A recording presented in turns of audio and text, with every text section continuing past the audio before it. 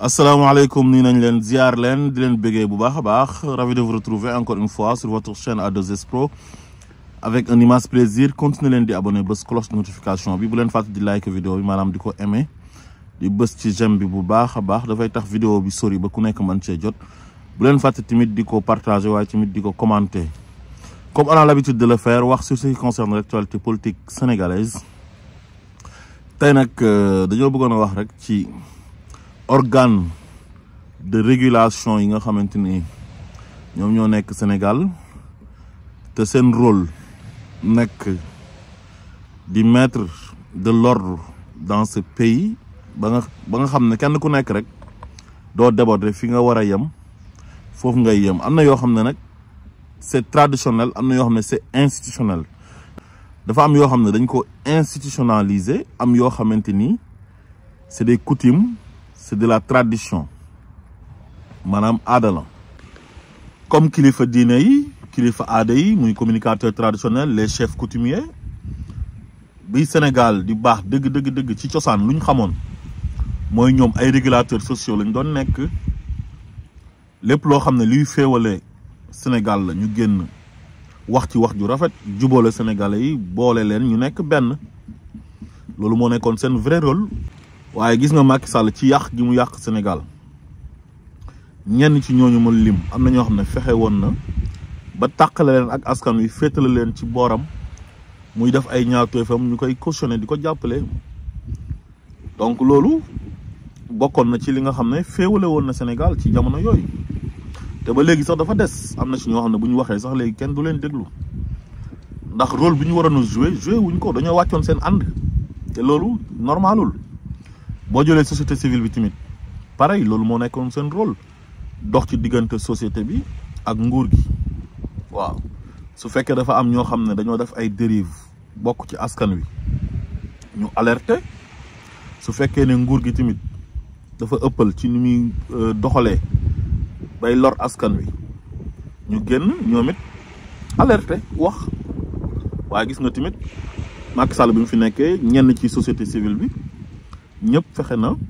ba dugal leen ci poosam ñu koy faral bu defee ay ñaawteef ñu noppi duñ wax dara. bu Ousmane Sonko ŋaaŋee sax ñu génn di critiquer Ousmane Sonko. xam nga tey société civile bi waroon nañoo wax tey ci waxu xeet yi nga xamante ni tey ñenn ci opposition bi ñu ngi koy yëkkati ak ñenn ci ñuy tuddee ay chroniqueurs yoo xam ne ay politiciens ñoo nekk seen ginnaaw. waaw mais imagine leen woon rek. wax yi nga xam ne mooy jub ci wàllu xeet su fekkoon ku bokk Pastef moo ko wax wala Ousmane Sonko yi yàlla tere mu juum rek ba wax lu xaw a nuroog loolu ku noonu ñoom ñëpp ay génn. waaw ñoom ñëpp dañuy génn di wax kon tëddee njaaxaanaay bi daf ci am solo loolu lañ leen xamee woon. Kenn ku nekk daal booy def li nga war a def réew mi incha allah dina tegu ci yoon te loolu rek la ñuy xaar ci yéen. boo jëlee CNRA mooy Conseil national de régulation de l'audiovisuel ñoom ñooy taxaw di déglu télé yi ak rajo yi lan la ñuy wax ndax lu ñuy wax lu mën a indi fitna la ci réew mi wala lu mën a taal réew mi la wala lu indi division ci waa réew mi. loolu CNRA moom mooy rôle am. léegi CNRA googu noonu tey est-ce que war na toog ba am ay rajo ak ay télé yoo xam ne dañuy invité ay nit yoo xam ne nee nañ politique la ñuy def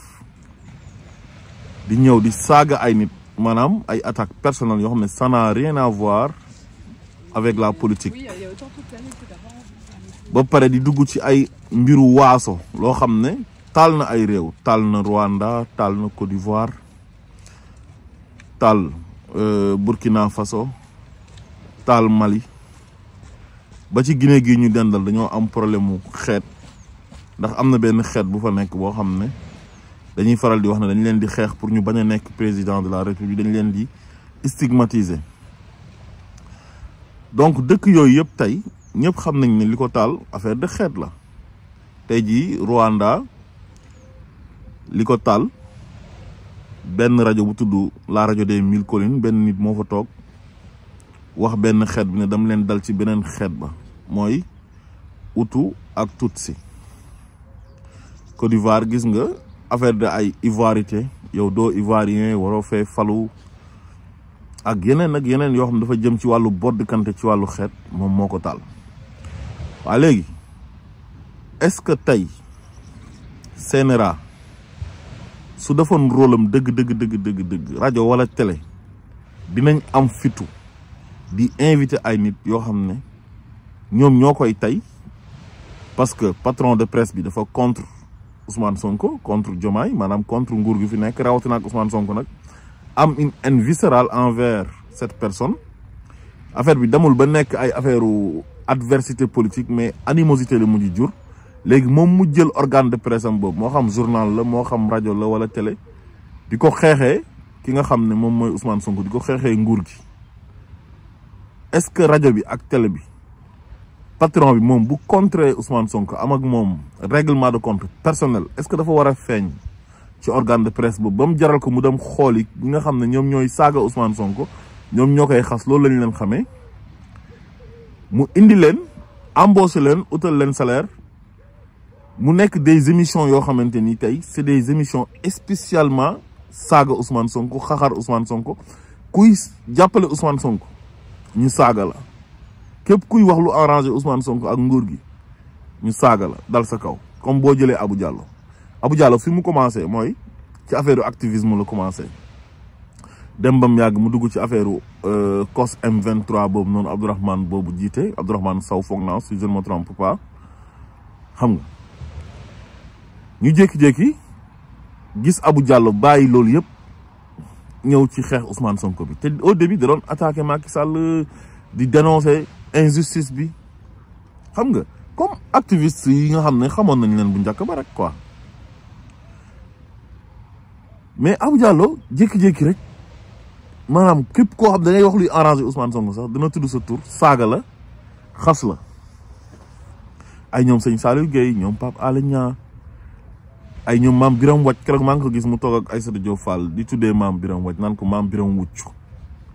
parce que maam Biram génnee na benn livre ne la jeunesse prend le pouvoir di attaqué ñoom Moustapha Diop ay ñoom Cheikh Omar Talla ay ñoom Babacar Touré Kewlo di attaqué Mohamed Diallo Seneweb il tire sur tout ce qui bouge waaw Abou Diallo bàyyiwul kenn il insulte tout le monde parce que yow da ngay wax lu arrangé Ousmane Sonko mais les goûts et les couleurs ne se discutent pas boo demee ci dans les plus grandes démocraties di nga gis ay journalistes yoo xam dañuy contre benn homme politique wala ñu contre nguur gi wala ñu contre opposition bi mais seen analyse yëpp ak seen critique yëpp dañ koy teg ci objectivité mais pas ci ay saaga ay xaste wala man su ma contre Ousmane Sonko parce que haine la wala dafa am koo xam ne wujju Ousmane Sonko la politicien la moo may neexal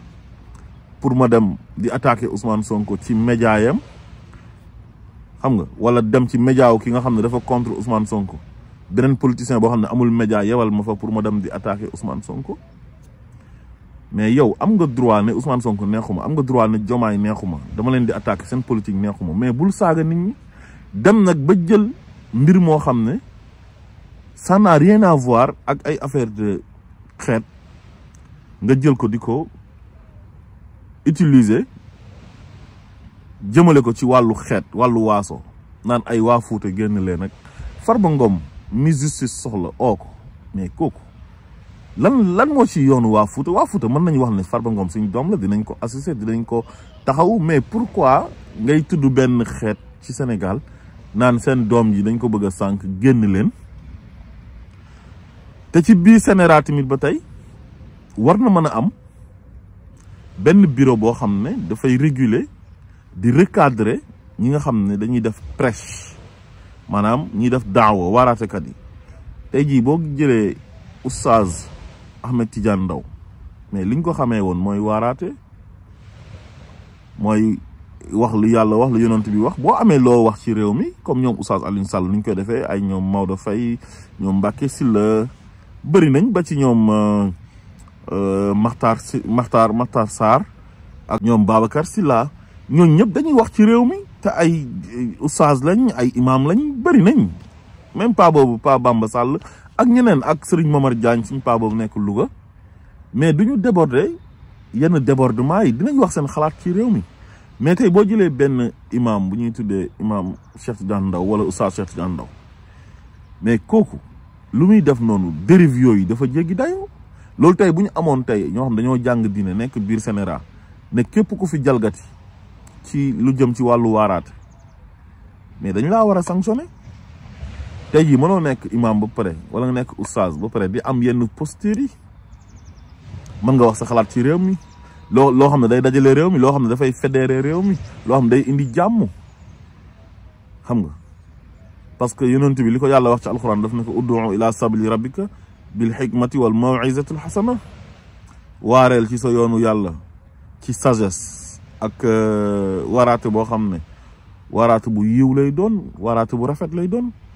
mais imagine nga tey benn oustaz wala benn imam boo xam ne dafa taxaw di jiñ premier ministre góor jigéen di ko saaga lu gën a ñaaw lu gën a salte tey oustaz bu taxaw wala imam boo xam ne nee na day jiite ay julit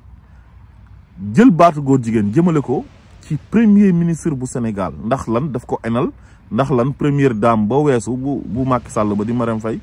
daan jël xaalis di ko jox di ko neexal muy def istaraw bi ayatillahi samanan xalilan te yàlla wax ko na ko wala tastaru bi ayati samanan xalilan muy jëndee ay yàlla yi njëg boo xam ne njëg bu ndaw la ñu ne deetawaay mbiru Farba bi mu ñëw dugalaat ci loxoom di oowaa Fuuta di def appel à l'insurrection di ethniciser le dossier de Farba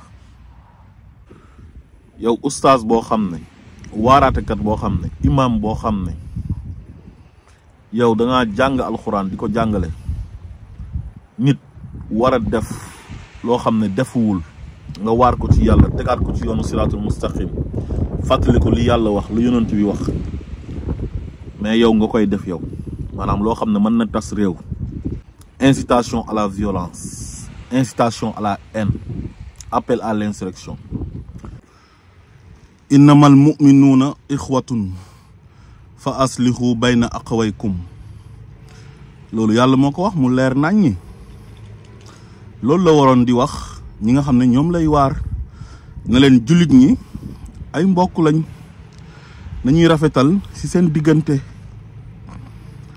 wa'tasimu bi hablillahi jami'an wala tafarraqu jàpp leen ci buumu yàlla gi jàppug mbooloo te bu leen féewaloo loolu lañ doon xaar ci koo xam ne oustaz nga wala nga nekk imam wala nga nekk koo xam ne kilifa diine nga di waaraate nga wax loolu nit ñi dégg ko yaa ayyuhan naasu inna xalaqnaakum min zakarin wa unsa wa ja'alnaakum shu'uban wa qabaa'ila li ta'arafu inna akramakum inda allahi atqaakum lu mel noonu la ñuy xaar nga wax ko mooy yéen nit ñi yàlla moo leen bind ci góor ak jigéen ay xeet ak ay famille ngir ngeen xamante waaye ki gën ci yéen mooy gën a ragal yàlla loolu yëpp jàng nga ko xam nga ko te foofu lañ la doon xaar yow Cheikh Tidiane Ndao man dootuma la oowatee sax oustaz wala imam parce que matoo ko Sénégal bu amoon conseil supérieur islamique ku noonu yow dootoo waaraateeti parce que tooñkat nga da ngay jéggi charte yi nga xamante ni moom la waaraatekat war a respecté mooy mandute ak moytu parparloo te parparloo gi yëpp li ko waral mooy dañ lay jox xaalis di la ger te loolu dafa xaraam bala ñoo dee ñuy tëkkale dossier Farba bi ak Ousmane Sonko Farba ak Ousmane Sonko ñaari personnes yi déjà duñu benn beneen bi mooy ñaari dossiers yi duñu benn li xewoon ci temps yi Macky Sall ba tax sénégalais yëpp jóg di xeexal Ousmane Sonko loolu ñëpp xam nañ ñu demee ñëpp xam nañ ce qui s'est passé mais Farba xaalis moo jaar ci comptam CENTIF def liggéeyam jël rapport am yóbbul ko waa parquet financier bi soxla ko demande ministère de la justice pour ñu laaj waa assemblée nationale ñu lever immunité parlementaire bi te boobaak léegi jalgatiwuñ ci benn yoon Macky Sall ay temps yam bu ñu daan lever sa immunité parlementaire dañ koy patamee si ñaari fan bii respecté nañ commission ad hoc bi respecté lépp loi yi ak droit yi respecté droit wu ki nga xam ne moom la ñu war a lever immunité parlementaire am mais quel est le problème ba benn sénégalais bu ñu gisee ne justice soxla na la war na la woo bañ naan ñu naan dañuy oo sa xeet ñaata xeet ñoo nekk ci kaso yi su fekkoon ku ñu tëj kaso ñu oo sa xeet ku noonu xanaa kon Sénégal day tàkk. Ousmane Sonko ci ay déclaration am est-ce que mas ngeen dégg mu oo ay joola te Ousmane Sonko dafa dundul yooyu dundul ay affaire de joola ak séeréer ay pël ak ay bambara ak saraxule moom nee na moom mooy Sénégal te pourtant su fekkoon ne waa Sénégal dañ koy xoolee bët boobu noonu ku noonu cër bi ñu ko jox nii ba bu waxee ne votel leen Diomaye pour mu nekk président sax ñu votel ko bu ne falal leen ma ay député ñu fal ko bu ne fal leen ay maire ñu fal leen est-ce que bu fekkoon ne Ousmane Sonko ñu ngi koy xoolee naan joolaa laak ah ku noonu loolu dina am mais tey parti Pastef ñëpp a ngi fa ah loolu defe naa di ko wax sax yàq sa ay wax la parce que sénégalais ci boppam moo bëggut loolu ba tax na képp koo xamante ni da ngaa taxaw ci rajo wala télé war a critiquer pouvoir bi parce que ànd ak ñoom am nga ci droit c'est ton droit le plus absolu waxal loo xam ne du indi fitna mënul taal réew waaye bul bëgg diviser pour mieux régner maanaam ñii dama leen a contre rek dinaa wax joo xam ne day taal dëkk bi wala day indi fitna donte sénégalais yi loolu duñ ko nangu waaye képp koo xam ne wax nga wax jooju dañ la war a sanctionner teg la ci yoon ba ñëpp xam ne yow teg nañ la ci yoon tey jii boo jëlee Omar Sow yow ñu ne ministre conseiller la woon présidence yow ministre conseiller boo xam ne mosoo kaa dégg mu wax xam-xam Omar fu mu waxee toj lay wax saaga xaste wax ju ñaaw ah affaire ethnicisme Omar Sow temps yi Ousmane Sonko nekkee ci opposition bi ñu ko doon créer ay dossier judiciaire mais lu mu waxul Ousmane Sonko ci wax ju ñaaw amut mas na saaga Ousmane Sonko benn saaga boo xam ne billahi jour bi ma ko déggee juróom nelaw ma bël set ndax saaga bi ñaaw bi mu ñaaw yaayu Ousmane Sonko lu tudd wax ci moom wax ju ñaaw waaw léegi nag loolu est-ce que war nañ ko bàyyi muy prospérer beneen bi su ma jógee ci Sénégal mooy le procureur de la République procureur tamit duñ ko jàngal liggéeyam parce que liggéeyam xam na ko te wax dëgg yàlla am na jaar-jaar il est respecté nekk un homme intègre un homme digne boo xam ne loolu moo tax sax ñi biñ ñëwee ñu def ko procureur de la République moom parquet la nekk te parquet ministère de la justice le dépendre ministère de la justice ci exécutif bi la bokk donc le procureur c'est l'avocat du peuple moom mooy xool li nga xam ne dafa war a dafa mën a taal réew dafa mën a jaxase réew dafa mën a indi division ci réew mi loo xam ne insécurité la ci réew mi moom mu leen di topp pour teg leen ci yoon waaye procureur bi dañoo gis ne dafay yéex léegi-léeg di autosaisiru léegi-léeg nit dina wax ju garaaw a garaaw joo xam ne temps yi Macky Sall kenn ñemewul woon wax maanaam lu gën a néew loolu lu toll ni tarfatal ay ni ci loolu mais sa tànk du laal suuf dinañ la jàpp yóbbu la tëj la ci kaso bi des fois da ngay wax loo xam ne sax jarul ñu ciy tëj nit ñu jàpp la tëj la waaye procureur bi léeg-léeg dafay yéex parce que Ablaye Ndiaye boobu noonu wax jum wax ci affaire Farba Ngom bi nga xam ne moom daan na saaga sax Farba Ngom barki démb ak démb naan Farba dafa am xaalis war nañoo xool xaalisam fan la koy jëlee di ko attaqué di dal ci kawam léegi nag faral na Farba contre ñi avant kaawu Farba bi da daan toog ci rajo yeeg télé yi ak yenn presse en ligne bi mooy chaîne YouTube bi di saaga Ousmane Sonko suba ngoon guddeeg bëccëg wax ju ñaaw ju nekk mu wax ko Ousmane Sonko léegi ci affaire yi Farba bi dem na ba naan waa Fouta génn leen waa Fouta ñëw leen ñi ngi oo pël yi nekk ci sous région bi Guinée Bissau waa Mali waa Mauritanie ba pare naan waa Fouta bu laajee sax ñu laaj seen indépendance dinañ laaj seen indépendance mais loolu est-ce que nit war na ko wax ci penc mi ba pare di fanaan sa kër ci jour bi nga ko waxee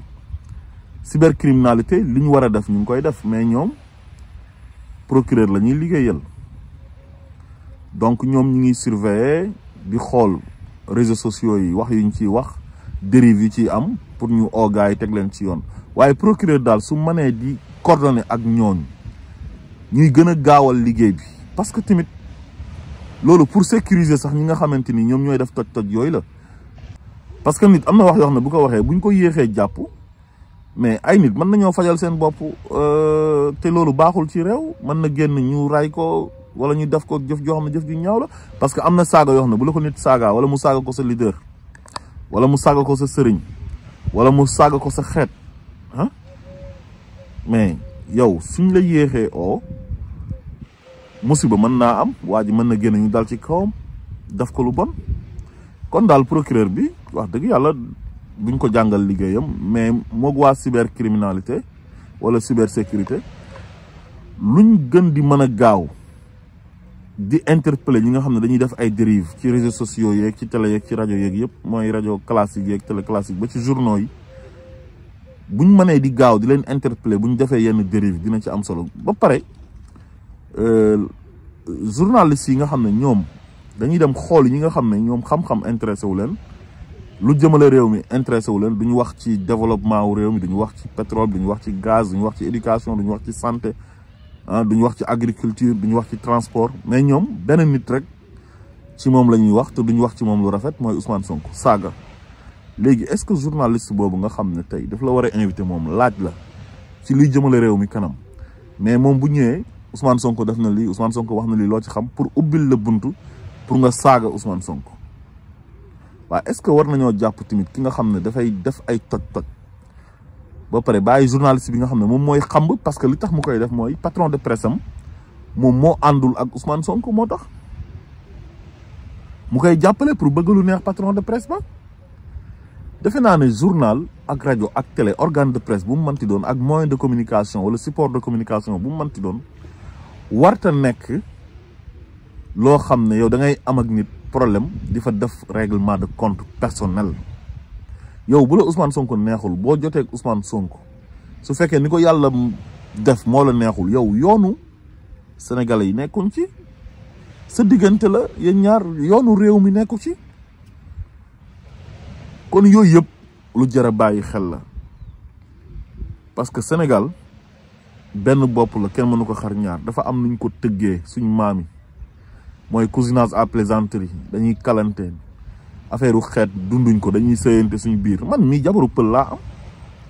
maanaam man su ma demee sama kër goro yi ñoom pël la ñuy làkk, kon man su ma doon dund lool du ma dem di takk pël. ñoom tamit bu ñu doon dund lool duñ ma may seen doom. pël yi ak bambara yi ñu ngi takkante, séeréer yi ak pël yi ñu ngi takkante, joolaa yi ñu ngi takkante ak njaago yi, naar yi ñu ngi sëy ak olof yi. quel est le problème? ñu ngi kalante, ñu ngi toñante, sama naar bi, sama pël bi, sama njaago bi, te doo dégg sax ñoom ñuy wax naan sama olof bi, te loolu mosu leen a déranger ñoom. ñu sant Njaay ak Jóob ñu ngi kalante, ñu sant Fay ak Juuf, ñu sant Ndoy Mbeng, Faal, ñoom ñëpp di kalante. Caam Saar, ay Mbay, ay Ture, mu nekk loo xam ne lu rafet la. mosuñoo dund loolu. su ay nit yoo xamante ni diviser moo leen neex, bëgg lu yëngal réew mi neex leen, parce que ñi fi toog xeex nañ leen ba sonn mënuñ ci dara, Sénégalais yi def seen choix, ñu ne dinañ wax ay wax yoo xam ne dafa mën a taal réew mi pour réew mi jaxasoo, bu ñu sañoon réew mi tàkk am guerre civile, bëgg ko jaarale ci ay xeet. ma ne ñooñu on doit les freiner, on doit les éradiquer plus rapidement nu mu gën a gaawee. képp ku waxati wax yooyu noonu, ma ne la waroo fanaan sa kër te procureur autosaisiruwul jaarale ko ci cybercriminalité wala gendarmerie bu gën a jege wala police ñu jël si la